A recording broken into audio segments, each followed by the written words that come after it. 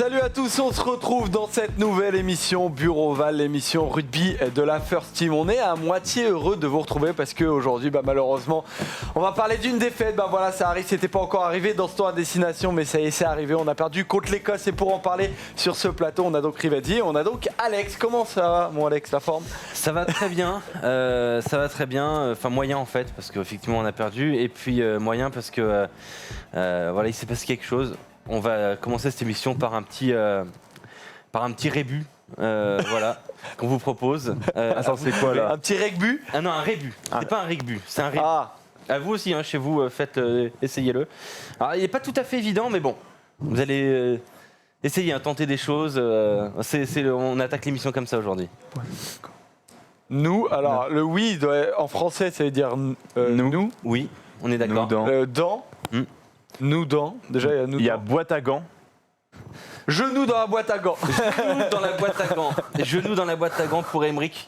Ah ouais, putain, terrible. Ouais, ah oui, on voulait terrible. comme ça. Emeric, je sais que tu t'aimeras cette annonce. Il est absent aujourd'hui parce qu'il a un petit problème de genou. Le pauvre. Ah ouais, c'est vrai qu'il est ligaments quoi. Désolé, mais effectivement, Emeric qui jouait donc ce week-end et qui s'est tordu le genou. Alors pour le moment, il est bien à la maison, il n'a pas pu venir, il n'a pas pu conduire. C'est pour ça qu'il n'est pas avec nous. Et le genou est dans la boîte à gants actuellement. Ouais, pour le moment. Bon, on attend les RM, etc. pour savoir exactement ce qu'il en est, mais c'est vrai qu'il va forcément nous manquer. Voilà, petit ange parti trop tôt. Ouais. Cher Emeric Milan. C'est ça, jouer 9. Qui n'est pas là. Bah ouais, il a joué 9. Prendre des risques. Il a été visé. Si jamais, non, vraiment, arrête, Emeric. Il essaie. Un petit fondu, les gars. Voilà. Ah, faire l'émission comme ça, moi, ça me va. C'est clair. Avec Emeric qui est parmi nous. C'est terrible comme ça. Bon, voilà, continue à parler avec Emeric qui est sur toi, mon Rivadi. Est-ce que ça va la forme? Bon, attention, Emeric sur moi, on se calme tout de suite quand même. Ouais, on va se calmer. Écoutez, moi ça va très bien. J'en profite aussi pour passer un petit coucou aux gars de l'UCB, donc le club de Brest qui a perdu dans un derby finistérien en honneur contre Plabennec 24-40. On vous embrasse bien évidemment. Terrible ça. Tu leur fais coucou parce que tu les as croisés notamment la dernière fois. Ouais, je les ai croisés et parce que le matin même tu t'étais moqué de mon fameux pull orange. Il est là, il est là, donc je l'ai pas assumé aujourd'hui. Et ils se sont remoqués de moi au bar quand je les ai croisés en allant à Brest après. Donc je les embrasse et bon courage pour la fin de saison pour aller accrocher les playoffs, bien sûr. Donc voilà, les coucous à tout le monde sont passés. Nous sommes 3 donc aujourd'hui et on va passer forcément à la défaite de l'équipe de France en Écosse et on commence avec le débrief pour cette émission. C'est parti.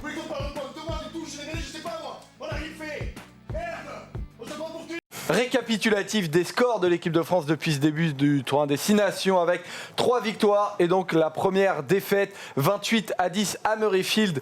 Après la victoire au Millennium Stadium, on était monté très haut, on était en kiff, c'était incroyable et puis là on a mangé le sol depuis le 10e étage, ça fait très mal. Il restera, on le rappelle quand même, un match le 14 mars. Alors A priori oui ou a priori non plus. Voilà, c'est ça. On va encore avoir la malédiction de l'après-émission. L'annonce va être faite 1 heure après l'émission. Et on va dire, mais l'information a été donnée. Soit sur un match à huis clos au Stade de France, soit un match reporté. Voilà, en raison du coronavirus, comme vous le savez tous. S'il fallait encore prononcer ce nom qui est c'est un peu le Voldemort. Mais la tendance va vers un report. Voilà, donc on n'aura sûrement pas de dernier match ou alors un huis clos, c'est à suivre. Un coup d'œil au classement du coup de ce tour à destination parce que l'équipe de France a perdu la possibilité de faire le Grand Chelem, ça c'est la première information. Et la deuxième, c'est que la France se retrouve à égalité de points avec l'Angleterre. L'Écosse remonte à 10 points, l'Irlande et l'Italie n'ont pas joué un match en Italie en raison du coronavirus aussi. Le Pays de Galles se retrouve 7e. Alors Alex, la première information, c'est que l'équipe de France désormais, pour gagner ce tournoi, elle doit quasiment réaliser un exploit. Elle devra réaliser un exploit a priori, puisque effectivement on l'a très bien vu, l'Angleterre est devant pour 2 petits points. En fait, tout simplement 2 points, deux points inscrits. Hein. Ça se joue goal average, voilà, très simplement. Ils ont plus 15, on a plus 13. Ouais. On peut aisément imaginer que l'Angleterre ira chercher un bonus offensif face à l'Italie, ce qui voudra dire que nous, on devra aussi aller chercher un bonus offensif face à l'Irlande. Et en plus, il faudra qu'on ait un écart de 2 de plus que l'Angleterre. Donc ça commence à être difficile, effectivement. N'oublions pas l'Irlande, qui a un match en retard face à l'Italie, qui elle aussi pourrait aller chercher un bonus. Et si elle nous bat, l'Irlande, elle peut gagner aussi ce tournoi à destination. Exactement. Voilà. Regardons désormais le récapitulatif de ce score. 28-17 pour l'Écosse avec 3 essais marqués, dont un doublé de Maitland, l'essai de Penaud en première période, l'essai d'Olivon en deuxième période, comme l'essai de McInally. Ces 2 essais-là sont globalement assez anecdotiques. Du coup, on va dérouler comme d'habitude ce match. Comment en étant arrivé à perdre en Écosse alors qu'on était très clairement favori? On avait fait d'ailleurs un sondage sur Bureau Oval et vous aviez vu la victoire de l'équipe de France et même la possibilité de Grand Chelem à 65-70%, quelque chose comme ça. Bon, on est tombé de très très haut, ça c'est la première information, et tout de suite on a été disons, ça a été un peu catastrophique avec ce carton jaune pour François Cros à la, je sais plus, j'avais noté à la 5e minute de jeu, Rivenzi. Ouais, 5e minute de jeu sur un mouvement où en fait ils sont 2. Alors c'est parce que du coup il y a le numéro 5 écossais qui vient un petit peu sur, il y a déjà François Cros qui est un petit peu à genoux. Et en fait il le bascule. Alors on ne sait pas si c'est volontaire. Il y a Villemc qui vient l'aider juste derrière pour les renverser. Et du coup on a l'impression de Villemc qui semble. Ouais, c'est Villemc en fait qui fait une sorte de plaquage un peu cathédral. Et du coup maintenant avec les nouvelles prérogatives, les nouvelles attentions qui sont portées par la Fédération internationale de rugby sur tous les chocs portés à la tête, ce genre de choses, c'est carton jaune, voire carton rouge dans certaines situations. Bien sorti. Et je trouve que le carton jaune est mérité, aurait peut-être pu avoir plus, mais il fallait, c'était pour moi logique, mais ça nous met dans de très mauvaises dispositions pour la suite du match. Effectivement, c'est ce que demandait Greg Townsend, le sélectionneur de l'Écosse, qui disait l'équipe de France aurait même pu prendre un deuxième, il aurait fallu mettre un rouge et pas Kroos. Et c'est sûrement pour ça aussi que Kroos n'a pas pris de jaune, parce qu'il y a aussi pas pris de rouge. n'a pas pris de rouge, c'est parce qu'il y a aussi la conséquence de ce que fait Villemc. Il n'est pas tout seul sur cette action. Oui, c'est peut-être la raison pour laquelle. Là, ce que dit l'arbitre, c'est qu'il ne relâche pas en gros Kroos, qu'en fait il aurait dû lâcher l'Écossais quand il était en l'air, sauf qu'il continue un peu le mouvement. C'est ce qu'il semble dire à Olivon au moment du. Il part aussi du principe que le joueur n'est pas soulevé de façon impressionnante. Il est juste un tout petit. Il le fait reculer. Le problème, c'est effectivement l'attitude de Villemc qui fait basculer le joueur. On appelle ça kataguruma au judo, sauf que bien nous sommes. Ça s'appelle kataguruma au judo quand tu fais passer. Kataguruma. Ouais. Mais du coup, sauf qu'on est au rugby, quoi. Du coup, c'est relou. Sauf qu'on est au rugby. On avance donc, on est à la 4e minute. La France se retrouve à 14. Et là, elle va se retrouver avec un joueur en moins et pas des moindres, Alex, parce que c'est Romain Ntamak qui sort à la 7e minute de jeu. Ouais, je dirais même que ça a commencé même avant en fait pour l'équipe de France, puisqu'on a vu la blessure de Kamicha à l'échauffement. Donc déjà c'était un mauvais présage, tu vois. Et un chat noir. Ouais, le chat noir, ouais. Bien, très bien. Il y a de l'esprit dans ce. Romain Ntamak effectivement sur un plaquage qui prend le coup d'un joueur dans la tempe, enfin dans la zone de la tempe. Alors évidemment c'est pas volontaire, ce n'est pas une faute, c'est pas de chance. On peut le dire comme ça, c'est pas de chance pour Romain Ntamak qui donc a sa 2e commotion en 12 mois. A priori, au moment où on fait cette émission, il devrait être out pour 3 semaines minimum. Romain Ntamak, donc pas disponible a priori si on joue le match samedi contre l'Irlande. Mais voilà, on perd Romain Ntamak au moins pour 3 semaines. Et le Stade Toulousain aussi, d'ailleurs. Oui, voilà, c'est ça. C'est surtout ça aussi, le Stade Toulousain. Et ça nous a mis très mal dans ce match. C'est terrible. Ça nous a mis très très mal dans ce match. Ça nous a mis très mal. Mais après 30 minutes de jeu, il y a 6-0 pour les Écossais. Bon, on fait un mauvais début de match assez clairement, et puis finalement il y a cet essai de l'équipe de France qui arrive sans qu'on s'y attende vraiment après un grattage de Julien Marchand notamment. C'est vrai que ça nous remet dans le droit chemin. C'est déjà des actions qu'on a vues tout au long du 6 Nations. C'est au niveau d'un ruck à l'entrée des 22. On a justement ici c'est Dupont qui va se saisir du ballon, et en fait il va dans un premier temps peut-être vouloir partir à l'aile, jouer avec Jalibert, et en fait ça va être un coup de pied, et en fait ce genre d'action, ce genre de phase de jeu, on l'a déjà vu beaucoup de fois lors de ce tournoi à destination. On va le refaire de nouveau, un excellent coup de pied à destination de Damien Penaud qui va être à la réception de ce ballon et pouvoir aplatir en bout de ligne. Et là on se disait, après avoir souffert pendant la première partie de cette rencontre, juste avant la mi-temps on arrive à respirer un bon coup, et en plus avec Damien Penaud qui pouvait disputer son premier match destination cette année en mettant un essai, et ça semblait aller mieux. Le geste est magnifique en plus parce qu'il porte beaucoup le ballon sur cette action, Antoine Dupont. Il se retrouve du coup avec quelques défenseurs sur lui, il arrive à mettre un petit coup de pied sous le bras d'un défenseur et ça va tout droit jusqu'à l'aile. Enfin, le geste est exceptionnel, et à ce moment-là effectivement on se dit ça y est, le match est lancé pour nous, tranquille. Ouais, parce qu'il y avait à ce moment-là, on mène 7-6. Ça fait 7-6, ouais. On repasse devant, et puis il s'est passé, j'ai l'impression qu'on va commencer à être abonné au carton rouge comme ça, hallucinant, qui nous foutent dans une merde noire. C'est le carton rouge de Mohamed Aouas, qui a complètement pété un plomb et qui a mis une patate de l'ancien temps. J'ai l'impression d'être à Béziers dans les années 70. C'est un beau pif. Hein. Elle est belle, mais elle est catastrophique. En fait, je vais pas me faire des amis, je pense, parce que j'ai vu que beaucoup de gens réclamaient aussi un carton pour Richie, donc l'Écossais. Non, en fait, non. Non, je suis désolé. Il met un coup de poing dans le visage de son adversaire. Il n'y a pas une autre option déjà que rouge.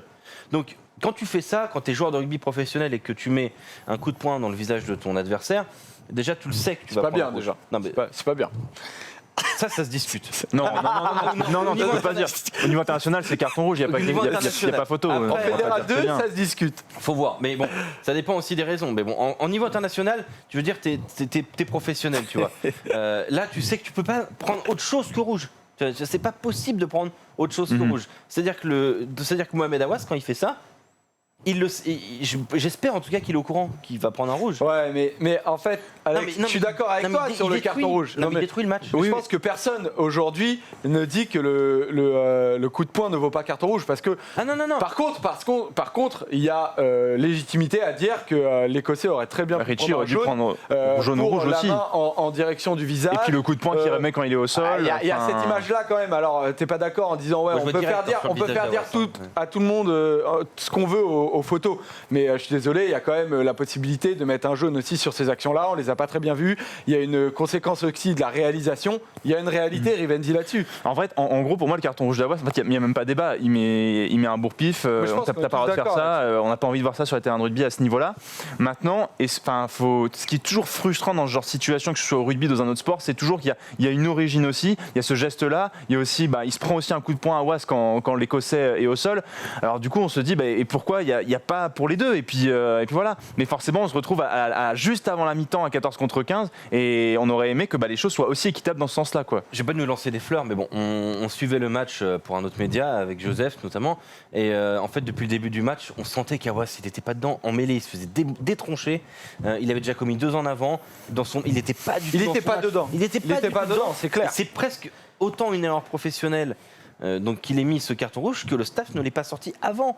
Il était totalement en dehors du match. Mais si tu le sors maintenant avant la mi-temps, quel message t'envoies aux joueurs aussi? T'es pas dedans. Écoute, t'es pas dedans, mon gars. Ça arrive. Mais globalement, mais tu perds déjà ta Mac, ta Kroos qui se fait sortir sur jaune. Tu dis en plus à Aouas de sortir. Les mecs sont là, mais attends, qu'est-ce qui se passe, quoi? Tu vois, c'est aussi le message que t'envoies au groupe juste avant la mi-temps. Si tu te fais pénaliser 3 fois en mêlée, il faut faire un choix, quoi. Et là, je trouvais que c'est chose qui souffrait énormément face à Sutherland, là, il se faisait démonter, Mohamed Aouas. Et d'ailleurs, la France qui se retrouve à 14, qui arrive à résister pendant 5 minutes. Grosse défense, comme souvent, comme il y a déjà eu juste avant la mi-temps contre le Pays de Galles. Et puis là, la grande différence de ce match-là, c'était pas un match comme les 3 premiers étaient. C'est qu'on prend un essai.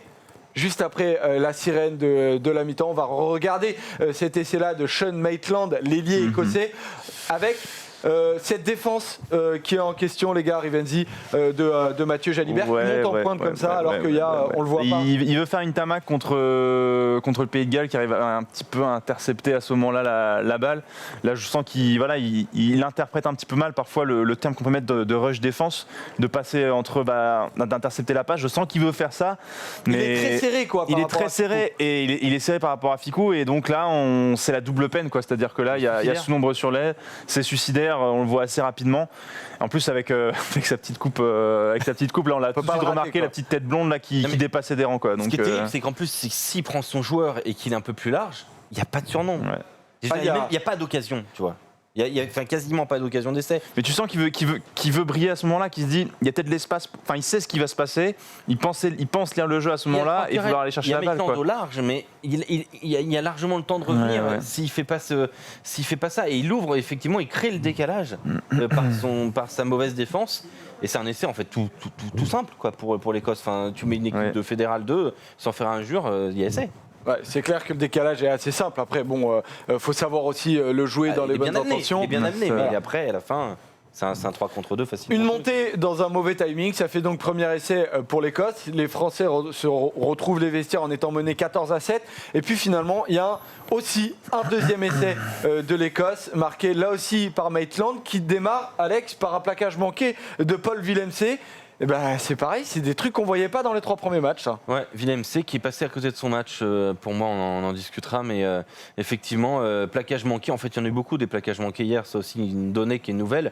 Et derrière, ce qui est dommage en plus, c'est que ça vient après 2-3 minutes où on est très bien. Ouais.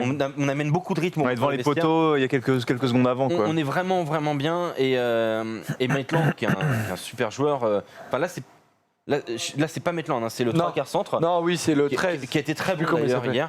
Je vais retrouver son nom. Harris, oui, Chris Harris qui a été très très bon. Et derrière Maitland donc, qui va marquer cet essai. C'est un joli essai encore une fois écossais. Et avec un très beau système d'ailleurs, on le voit, les 4 joueurs, possibilité de donner le ballon à 4 joueurs pour le le 8. On voit qu'il y a toujours des solutions pour le porteur de balle et ça c'est un point très important. Je trouve que l'Écosse est assez intéressante là-dessus. Et en plus, regardez, nous, du coup, on a 4 joueurs en face, qu'est-ce qu'on a fait? On amène 4 joueurs, on a 3 joueurs qui sont prêts à défendre sur les 4, plus Antoine Dupont qui couvre et du coup ne vient pas trop sur le large. Le décalage se fait naturellement puisqu'on reste fixé sur ces 4 joueurs alors que ça va aller sur les extérieurs. Et Boutier qui se fait donc prendre par le côté et difficile de défendre à part faire un exploit improbable. Donc Maitland est un super joueur en plus. Donc exactement. Ce qui fait donc que la France derrière perd ce match. Alors on n'a pas mis le dernier essai, les 2 derniers essais. Un peu casquette. Ouais, casquette. Alors il y a le premier de McInally sur un rebond qui trompe Dupont. Et sur il y a la touche, on a été cata aussi. Il y a le dernier d'Olivon. On va donc s'intéresser, vu que ces 2 derniers essais sont anecdotiques, on va partir sur un peu l'analyse des joueurs, les tops et les flops, avec commençons par les flops tout simplement. Alors il y a un flop global, c'est Mohamed Aouas, et la question que j'ai envie de vous poser les gars, c'est est-ce qu'on a le droit de dire qu'on perd ce match à cause de ce carton rouge, oui ou non? Non. Je n'irai pas quand même jusque-là, parce que tu vois, je vais peut-être être dur, mais je pense qu'on ne gagne pas non plus si on ne prend pas un rouge. Ah, tu crois? Bah non, parce que la perte de Chat, la perte de Ntamak, on perd Dupont dans ce match, on perd Penaud aussi dans ce match, voilà, on perd beaucoup de monde. En fait, on perd d'abord ce match par l'agressivité, tu vois. Je le sens dans les rucks, on l'a perdu dans l'agressivité, et je pense que ce carton rouge n'est qu'un facteur aggravant à ce qui était déjà un problème pour les Bleus dans cette rencontre. Je pense quand même que c'est un tournant du match, un gros tournant du match qui nous fait quand même, qui nous fait basculer du mauvais côté dans le sens où on arrive quand même à revenir dans cette fin de première mi-temps, on arrive à revenir, on marque cet essai qui nous met plutôt bien. Certes, on est un petit peu acculé sur la fin, mais on se dit qu'il suffit d'un petit peu de subir et ça passera après la mi-temps. Les mots vont peut-être suffire pour remettre un petit peu tout le monde. 7-6 pour nous, oui, c'est très très très très bien payé. Ouais, c'est ça. On rentre à ce moment-là. Et là, malheureusement, ce carton rouge, en fait, il nous condamne. Il nous condamne définitivement à être... déjà qu'on avait passé nos 15 premières minutes, quasiment, à 14 contre 15 à cause du carton jaune, et bien là, on sait qu'on va repasser encore une mi-temps en infériorité numérique. Alors que les quelques fois où on a été à 15, eh bien on a joué serré, on est même repassé devant ces Écossais. Et là, on se dit, carton rouge. Et là, tu pouvais quasiment enterrer les espoirs français à ce moment-là, au vu de toute la casse qu'il y avait. Donc pour moi, c'était la tombe au-dessus du cercueil, ce carton rouge. Quoi. C'est 60. Ton image est horrible. Non, mais c'est quasi. Non, mais c'est le dernier clou du cercueil. Non, mais c'est un petit peu ça. C'est-à-dire qu'en fait, en gros, tu sais que déjà qu'on n'était pas dominant à 15 contre 15. Là, tu te dis, en fait, si on réussit, c'est un exploit, quoi. Sachant qu'on est à Murrayfield, qui n'est pas non plus un stade où on réussit beaucoup, quoi. Ouais. On vous a demandé, vous directement, pour les autres flops sur le Twitter de Bureau Oval. On va les regarder avec notamment Gus qui nous dit Jalibert, qui parle donc d'Aouas, de l'indiscipline et de la mêlée. Arrêtons-nous d'abord sur ce flop-là. On prendra les autres ensuite parce que la sortie de Tamac. Beaucoup depuis très longtemps. Exactement, qui régale très souvent Gus. La sortie de Tamac, l'entrée de Jalibert. Qu'est-ce que vous avez pensé de l'entrée de Jalibert? Elle est difficile, l'entrée de Jalibert, parce qu'il rentre à 14 contre 15. C'est pas facile de jouer. Alors je suis d'accord d'accord que il n'a pas été très inspiré, notamment sur un coup de pied en deuxième mi-temps où il est sur l'aile, il essaie de se l'emmener un petit peu seul. Mais je pense qu'il rentre dans un match qui n'est pas facile pour lui et que ça aurait été simple pour personne. Donc pour moi, je ne tirerai pas sur Jalibert sur ce match pour moi. On est d'accord. Je tirerai pas non plus sur Jalibert sur ce match-là. Il rentre dans un match un peu pourri quand même, où on est dominé devant. Où personne n'est dedans. Où il a joué 15 minutes au Pays de Galles à tout casser quand il est rentré. Il a très peu de temps de jeu avec les Bleus. C'est aussi un peu le défaut du management à la Galtier où, effectivement, il y a de la continuité, on le soulignait, c'est bien. Mais par contre, si tu n'impliques pas beaucoup tes remplaçants, quand ils doivent rentrer et faire un peu plus sur le terrain, c'est un peu plus compliqué. C'est plus compliqué. Je vais attendre avant de le juger et je le jugerai face à l'Irlande s'il est titulaire. Gus nous parle aussi de la mêlée et ça c'est un truc qui t'a pas mal marqué, Alex. Le 5 de devant globalement avec un homme en particulier. On était bouffé totalement. Touche, mêlée, conquête, zéro. Ouais, c'est grave. Ouais. Zéro. On perd pas les ballons pourtant statistiquement, mais non mais sur nos introductions, ça va, tu vois. On perd pas nos ballons, mais ils sont jamais propres. Donc tu peux pas lancer le jeu. Donc ce n'est pas une. Il est d'accord, Dédé d'ailleurs. Ouais, tu vois, j'ai même pas eu le temps de le lire. Dédé. Il dit le 5 de devant s'est fait manger tout le match. On s'est fait manger. En mêlée fermée, on s'est fait manger tout le match. Je suis désolé, Fagerson aussi, il a fait très mal à Jefferson Poirot. On parle peut-être après du meilleur pilier droit depuis le début du tournoi à destination, Fagerson. Oui, Fagerson, oui, bien sûr. Très jeune mais excellent. Il y a une deuxième ligne qui nous a fait aussi très mal côté écossais. Je vais vous donner juste rapidement la statistique au plaquage parce qu'il faut aussi quand même très bien se rendre compte de ce qui s'est passé hier dans le 5 de devant côté écossais. Sutherland, donc pilier gauche, jusqu'à Henning, numéro 8. 11 plaquages, 13 plaquages, 14 plaquages, 14 plaquages, 18 plaquages, 10 plaquages, 21 plaquages. Voilà. Et on finit par 9 pour Henning. Watson, il termine hier à 21 plaquages. Nous, côté bleu, activité, quoi. Côté bleu, donc de Poirot à Aldrit, ça fait 3 plaquages, 6 plaquages, 1 plaquage à Wass, 6 plaquages, 7 plaquages, 3 plaquages, 11 plaquages, 6 plaquages. Voilà. Et en plus, beaucoup de plaquages manqués, notamment pour Willem C, pour Cross, qui font. Cross, il fait 3 plaquages réussis, 2 manqués, ce qui est très loin de ses standards. Alors qu'en face, on a par exemple un Gilchrist, donc deuxième ligne, qui fait 18 sur 18. Watson qui fait 21 sur 21. Fagerson qui fait 14 plaquages pour un pilier. Voilà. Je trouve que dans l'activité, ils nous ont largement dominés. Et j'ai un peu du mal à expliquer parce que si on prend joueur par joueur, on est plus fort quand même. Soyons sérieux, on est plus fort. Mais le rythme nous a pas réussi du tout, quoi. Et quand tes avants ne dominent pas, c'est très difficile de gagner un match de rugby, ça c'est clair. On a un dernier flop, je crois, Ben, non ? On peut y aller. Voilà, merci Claire qui nous dit ils avaient l'air tellement ailleurs. Et voilà, Jalibert, Awas, on en parlait. Et l'arbitre, dommage de faire rentrer Serein à 3 minutes de la fin. Alors l'arbitre, on vous avoue que on prend, c'est légitime potentiellement d'en parler. Oui, non, ça dépend un peu des gens. Mais après, c'est un peu stérile. On est 3 sur le plateau. Si on mettait une 4e personne, il y aurait sûrement un 4e avis. Donc voilà, on entend toutes les plaintes autour de l'arbitrage. Maintenant, c'est peut-être pas ça qui nous a fait perdre de match. Ça ne m'a pas choqué. On préfère parler. Ça m'a moins choqué contre le Pays de Galles. Pour le coup, j'avoue. Rien à dire. Mais par contre, le dernier élément de ce flop-là, c'était l'entrée de Serein dans les derniers instants. Et globalement, est-ce que le coaching de Galtier, Alex parlait tout à l'heure d'Awas, est-ce qu'il t'a gêné le coaching de Galtier? Non, j'ai trouvé, pour une fois, j'ai trouvé Mamba plutôt bon dans sa rentrée, en tout cas dans le jeu courant. J'ai trouvé plutôt dans l'avancée. C'est le tempo du coaching que je trouve pas bon. C'est-à-dire oui, les changements. Est-ce que c'est normal tout simplement de laisser Dupont qui avait l'air, il fait un superbe coup de pied, mais globalement il fait pas son meilleur match. Est-ce que c'était pas le moment d'envoyer un Serein vers la 60e au même moment que Bamba? Mais après en fait le truc c'est que, et c'est la même chose que je vous disais tout à l'heure, c'est quel message t'envoies à ton groupe à ce moment-là. C'est-à-dire que tu perds déjà Tamac qui t'avait fait un super tournoi, et là du coup tu perds Dupont en plus. Est-ce que c'était le moment aussi pour tout le monde qui est dans le mal à ce moment-là de se dire ok, donc là on perd Dupont, on va faire rentrer Serein qui nous a fait une bonne rentrée mais qui n'a pas joué sinon le reste du tournoi.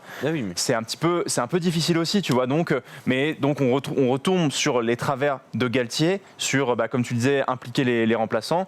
Mais du coup là c'était compliqué d'impliquer Serein pour le groupe, quoi. Mais le message inverse, tu fais comprendre à Serein que si Dupont ne se blesse pas, il rentre pas quasiment, quoi. Tu vois. Du coup Serein. Parce que Serein rentre parce que Dupont se blesse. Mais si Dupont se blesse pas, est-ce que Serein rentre? Ça, on ne sait pas, mais quand même, il reste sur le banc pendant 75 minutes. Serein qui va peut-être devoir être titulaire pour le prochain match. D'ailleurs, on regarde l'autre flop, c'est la casse. Tout simplement, on a commencé à en parler tout à l'heure. On fait le récapitulatif des 4 joueurs qui sont blessés. On ne connaît pas parfaitement leur durée d'indisponibilité. Kamisha, Romain donc, Tamac. c'est rechute aux adducteurs et ischio-jambiers. Oh, c'est cata, Romain hein. Tamac, c'est une commotion 3 semaines. Dupont, c'est minimum 1 mois. Et Damien Penaud, c'est un problème au mollet. C'est la clavicule, Dupont, hein. Damien Ouais, Penaud. acromio-claviculaire Ok, ouais. pour Antoine Dupont. Et Penaud, c'est un peu moins clair pour le moment. Il y a un problème parle de du mollet. mollet. Il se plaignait du mollet à la fin du match. Mais là aussi, on n'a pas des joueurs qui sont à 100%. Évoquons les tops de cette rencontre. Et forcément, on est obligé de dire un mot de l'Écosse quand même. Parce que, alors, on parle de top, mais encore une fois, c'est pas. Voilà, on n'avait pas. C'était pas incroyable ce qu'a proposé l'Écosse, mais ils ont eu cette force quand même de s'adapter à nous, quoi. On s'est retrouvé face, et encore une fois, comme face à l'Italie, on s'est retrouvé en difficulté face à une équipe contre qui on aurait dû faire plus le jeu. Parce que la France, contre des équipes comme le Pays de Galles, comme l'Angleterre, s'affirme un peu plus comme une équipe de contre, de réalisme, un petit peu plus froide et qui doit saisir son opportunité. Et bien là, à contrario, nous, on n'a pas su saisir l'opportunité à l'image de cette action en début de deuxième période qui nous aurait permis peut-être de repasser devant. Terrible manque d'efficacité. Oui, terrible manque d'efficacité, ce qui est clair. Contrairement à l'Écosse, eux qui ont profité de nos bourdes, à l'image du troisième essai, qui ont profité aussi du premier aussi, mais qui aussi, les quelques actions qu'ils ont eues, ils ont su les convertir également. Et donc pour moi, l'Écosse a parfaitement joué, sans forcément avoir tout le temps la balle non plus, parce que je pense qu'on a plus la balle que dans les autres matchs face à l'Écosse. Largement, on a 61%. Voilà, on a beaucoup plus la balle, sauf qu'on n'a pas réussi à convertir cet avantage malgré le fait qu'on soit quand même pendant la majorité de la rencontre à 14 contre 15. Mais eux, ils ont su jouer le jeu, ils nous ont pris quasiment notre propre jeu, quoi. D'ailleurs, on a même plus la balle en seconde période alors qu'on est à 14 contre 15, voilà. 70%. Mais en fait, il se passe un truc avec cette équipe d'Écosse, c'est que déjà tactiquement, elle a été très très forte hier, et surtout, elle est en train de changer. Ça m'a frappé à quel point cette équipe d'Écosse, elle est en train de muter vers une équipe qui va peut-être proposer un petit peu moins de jeu. Mais c'était pas forcément le cas sur les premiers matchs. Non. Contre les Anglais, les Anglais, c'est un match où il pleuvait des cordes, etc. Oui. Mais sur leurs deux premiers matchs, je trouve qu'ils proposaient énormément de jeux et qu'ils n'avaient pas cette efficacité mais ça, pas récompensée. Mais ça fait depuis 1999. Mais là, ils n'ont rien proposé. J'ai l'impression qu'il y a eu un vrai choix. Ouais, mais tu vois, depuis 1999, l'Écosse propose beaucoup de jeux et n'est jamais récompensée. C'est leur dernière victoire victoire finale dans le tournoi de destination. Donc depuis 21 ans, ils n'ont pas gagné le tournoi de destination. Et je pense que Gregor Townsend, il est en train de se diriger vers une équipe et vers un jeu un peu moins ouvert, un peu plus fermé. Et je pense qu'aussi l'absence de Russell va dans ce sens-là, parce que du coup Hastings est un peu plus gestionnaire que Finn Russell, parce que Finn Russell est complètement fou, mais dans le bon sens du terme. Mais l'Écosse, si elle arrive à gagner sans proposer autant de jeux qu'avant, c'est quand même assez réjouissant, je trouve, pour cette équipe d'Écosse. Alors, c'est moins beau, mais elle va gagner plus de matchs. J'en suis persuadé. Et il faudra faire attention à cette équipe d'Écosse qui va être meilleure que ce qu'on a eu sur les dernières années. Et quand elle saura gagner sans proposer un jeu extraordinaire, progressivement, elle saura ensuite gagner en proposant un peu plus de jeux. Tu vois, c'est assez intéressant. Ils ont des avants qui sont pas maladroits non plus avec le ballon. Ils ont des avants qui sont dominateurs. Ouais, et ça, on ne l'avait pas vu depuis peut-être 20 ans du côté écossais. On sait que derrière, c'est toujours très fort. Mais devant, il se passe quelque chose. Cette équipe d'Écosse qui progresse très fortement et qui sera une très belle équipe dans les années à venir. On en a terminé avec ce top flop, on a même terminé avec ce focus. On va désormais se poser une question dans le débat, savoir si le 15 de France a tout gâché. C'est parti.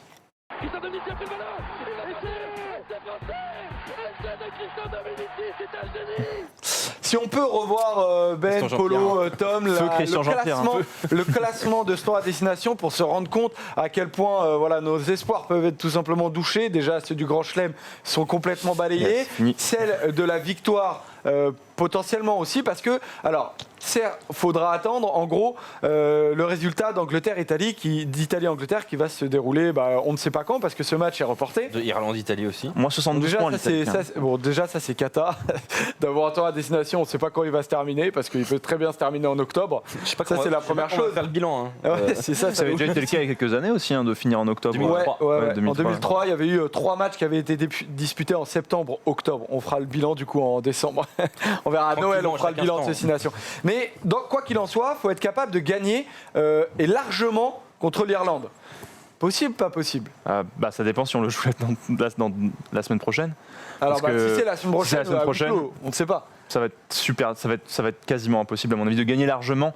Parce que déjà, si t'as pas Tamac, si t'as pas Dupont, tu vas jouer avec une charnière Jalibert Serein qui se connaît, mais qui n'a pas assez joué encore ce tournoi destination-là, face à une Irlande qui, je trouve, est en train de changer, mais qui reste un adversaire dangereux. Donc ça va être très difficile d'aller chercher une victoire déjà, mais surtout une victoire bonifiée face à cette Irlande, même chez nous et potentiellement à huis clos. Ça me semble vraiment, vraiment difficile. On y croit moyennasse du côté de Lorenzi, on y croit un peu plus moyennasse ou pas, un peu moins moyennasse? Moi, je pense qu'on a tout gâché. Ah, toi, tu penses qu'on a tout gâché? Ah, d'accord, ok, tout gâché dans ce sens-là? Non, ok. Je serais pas aussi loin. Je pense qu'on a tout gâché. Le match qu'on doit gagner pour ça nous amener vers le Grand Chelem, c'était celui-là. Alors, on n'a pas eu de chance, mais on a tout fait pour le perdre, quand même, je reste persuadé de ça. On n'a pas apporté l'agressivité qu'il fallait.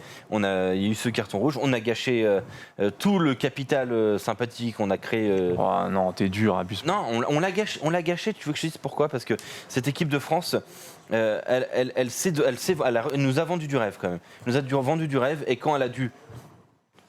j'ai utilisé un mot qui est plutôt banni, mais quand elle a dû porter ses coronesses et créer du jeu et tu vois, mettre le maillot du favori, le statut de favori sur les épaules et l'assumer, et ben elle n'a pas été capable. Elle s'est effondrée, cette équipe de France, quand il a fallu montrer que c'était elle la patronne dans ce tournoi à destination.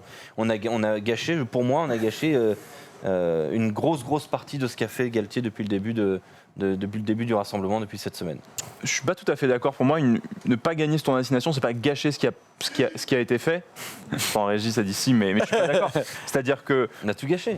On n'a pas tout gâché. C'est-à-dire que c'était, permettez-moi l'expression, c'était une après-midi de merde aussi pour l'équipe de France. On perd chat. Tout de suite, on se prend un carton jaune, indiscipline. On perd Ntamak directement, alors on n'a même pas fait 10 minutes de jeu. Et tu dis qu'on n'a pas été capable d'avoir cet uniforme de favori. On l'a eu dès qu'on a été à 15 contre 15. On arrive à revenir dans le match, on arrive à avoir Dupont qui arrive à trouver un exploit, et on en a fait déjà des exploits dans les matchs précédents. Et donc du coup on arrive à venir à 7-6, et on a encore Aouas qui pète un plomb. Donc c'est vrai qu'elle n'est pas si imperméable que ça à la pression, cette équipe, manifestement, mais tout remettre en question les 3 premiers matchs qui ont été super intéressants face à des adversaires, surtout Pays de Galles, Angleterre, qui sont des gros adversaires qu'on n'avait pas réussi à battre depuis un moment de cette façon. Je trouve que c'est vraiment... Enfin, on est monté tellement haut que de redescendre si bas après une défaite, c'est vraiment être catastrophiste, quoi. Est-ce que c'est une défaite mentale? Voilà, on sent qu'il y a une faillite mentale. Il y a eu une fracture mentale dans oui, bien sûr. Dans ce groupe. J'ai absolument pas peur de le dire qu'il y a une faillite mentale.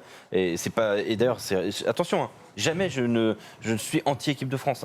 C'est ce que c'est difficile quand même d'être anti-équipe de France. Non, je suis pour les Bleus et je suis très fervent supporter. Mais malgré tout, je pense qu'on a une faillite mentale dans le fait d'assumer des objectifs, dans le fait d'assumer une stature, et puis surtout dans le fait hier de se remobiliser.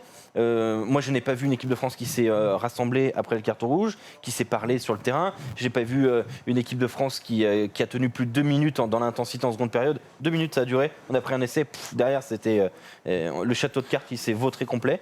Et moi, je vais peut-être être encore un peu plus violent, mais je me demande si ces 3 premiers matchs n'étaient pas un peu en trompe-l'œil. Moi, je n'ai pas envie de me faire trop de mal. J'ai pas envie de nous faire passer un très mauvais lundi ou un autre jour de la semaine quand vous regarderez cette émission. Mais je pense qu'on a peut-être joué l'Angleterre au meilleur moment.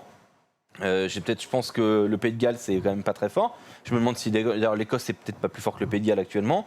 L'Italie, on n'en parle pas. Et pour moi, on a tout gâché parce qu'on a joué ces équipes-là. Alors, pour moi, quand elles n'étaient pas au top de leur forme, on a su gagner.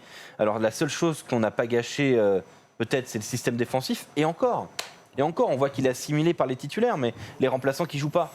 Ils l'ont pas assimilé, on voit la montée de Jalibert. Est-ce que tu penses que Ntamak aurait tenté une telle montée? Non, parce qu'il est dans un système où il a appris depuis le début du tournoi de ne pas monter en pointe sur ce genre d'action.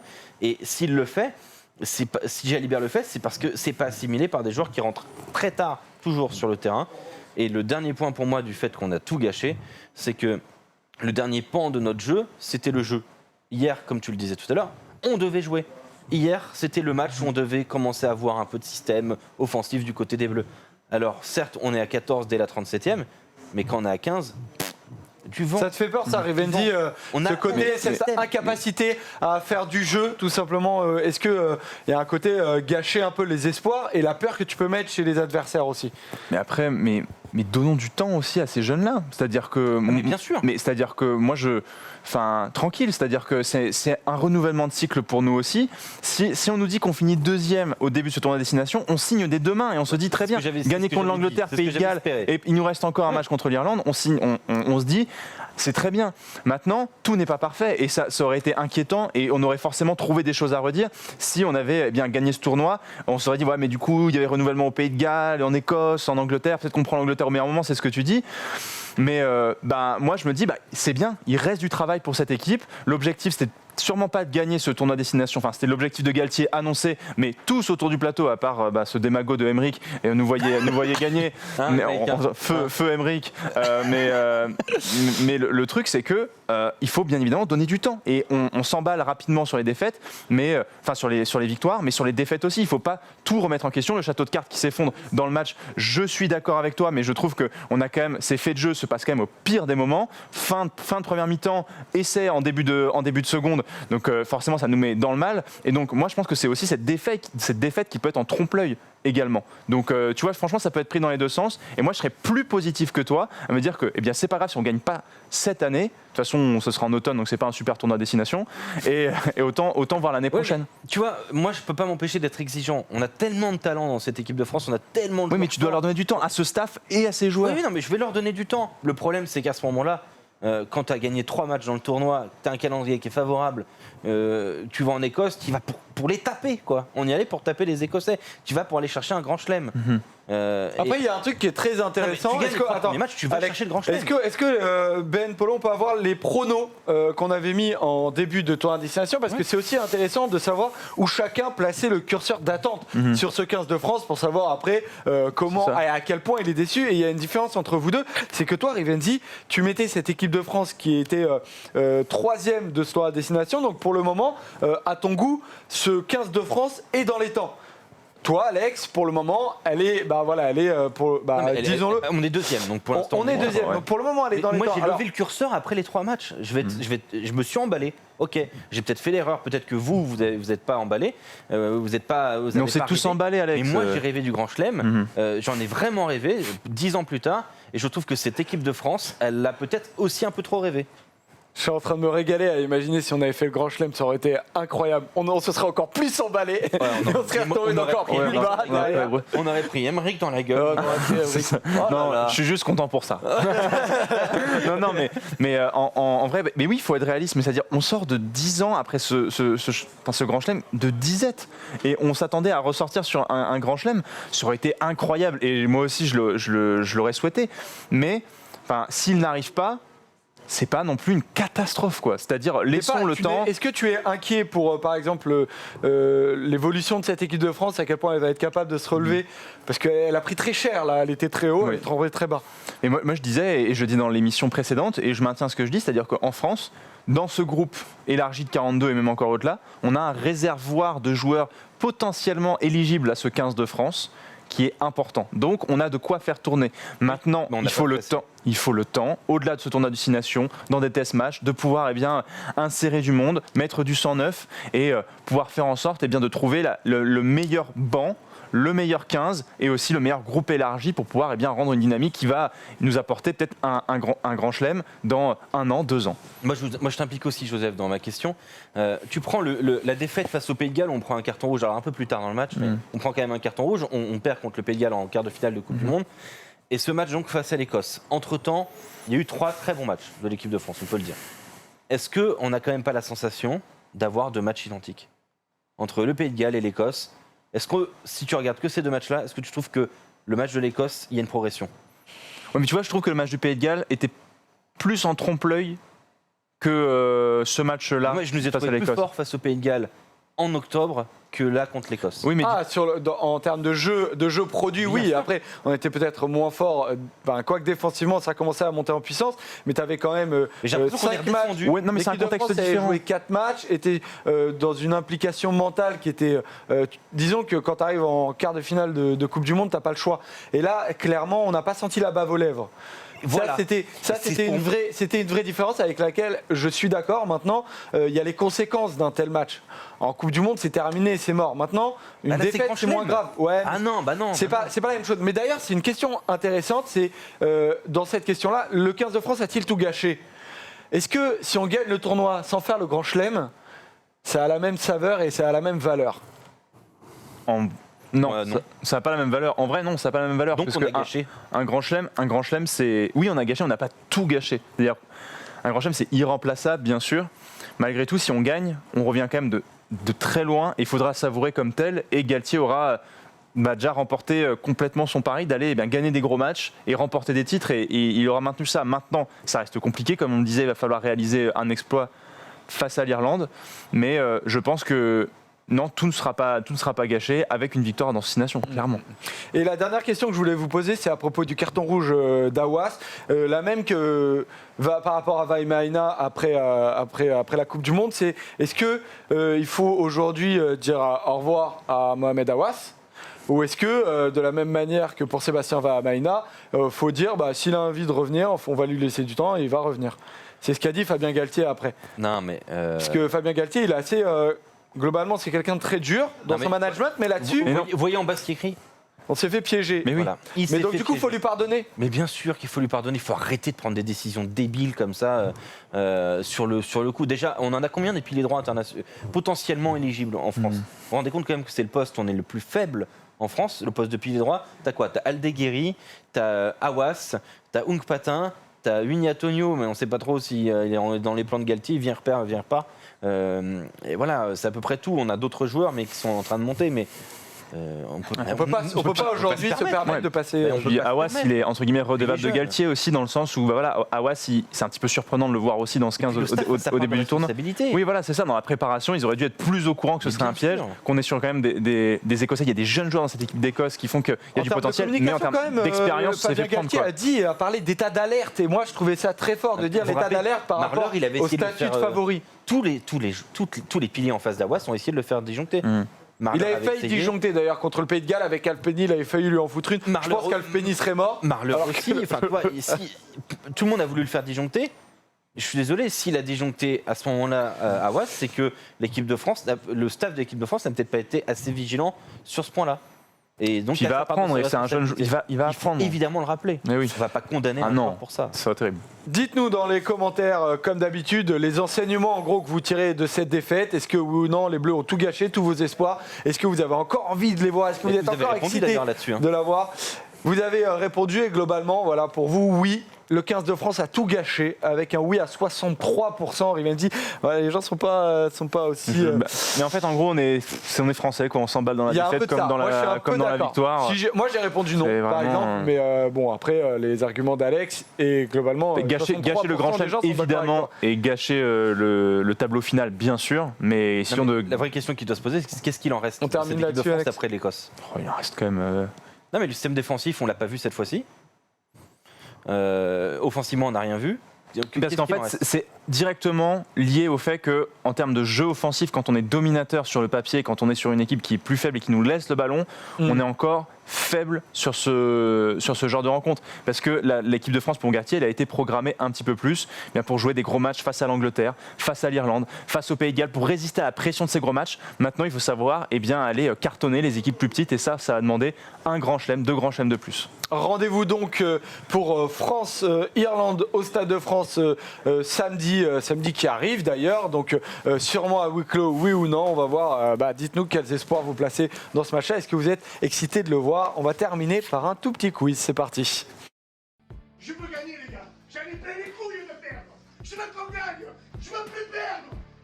Je sais plus. Je me rappelle plus quand vous aviez été déjà en affrontement l'un et l'autre qui avait gagné. Je crois que c'est Rivendi qui avait gagné avec une belle carotte, je crois. Sur un chabal plutôt. Ah oui, voilà, c'était le quiz bagarre. D'ailleurs, le quiz bagarre, je tourne en rond moi d'ailleurs. On va voir le premier jeu. Vous allez devoir trouver qui se cache. Ouais, moi j'adore la bagarre. T'as les stigmates. Moi je me suis battu toute ma vie. Toute ma vie, je me suis battu. Je me suis jamais battu de ma vie. Jamais je me suis battu de ma vie. Enfin, peut-être beaucoup de peur. On va regarder la première image. Vous devez trouver qui est caché derrière le cercle bleu. Ah, c'est Vakatawa. Bravo Rivenzi. Vakatawa qui est arrivé trop tard malheureusement. C'est ça. Non, non. Mohamed, non. Ah bah dommage. Il n'a pas réussi à éviter la catastrophe. Deuxième jeu. On va voir une image, on va la laisser pendant 10 secondes et après je vais vous poser une question dessus. Ok. Dès qu'elle apparaît, on la laisse pendant 10 secondes. Ok. Ok.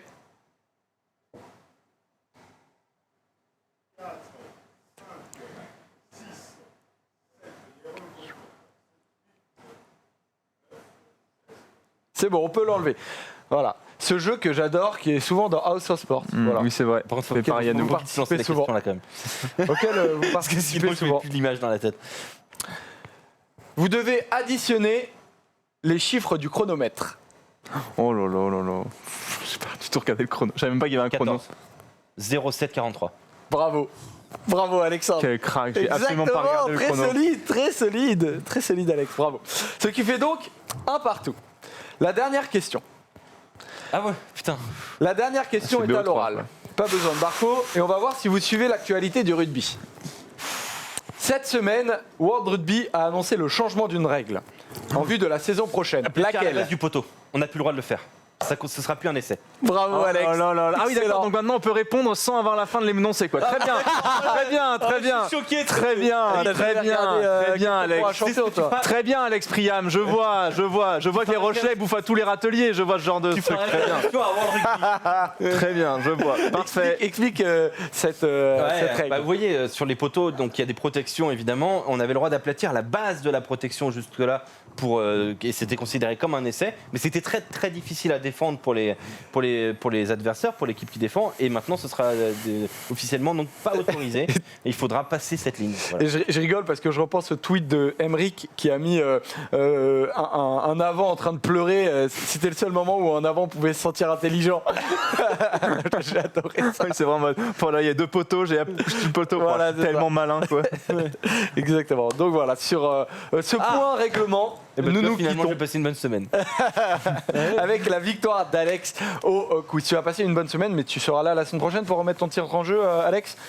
Avec un bilan du tour à destination, du coup. J'espère avec Emmerich aussi. Oh là là. Exactement. Mais oui, Emric, il sera peut-être avec une attelle à la jambe, mais il sera bien présent. Ciao, mon Rivenzi. Un plaisir, comme d'habitude. Et à la semaine prochaine. À la semaine prochaine. Ciao, ciao, tout le monde. Salut tout le monde.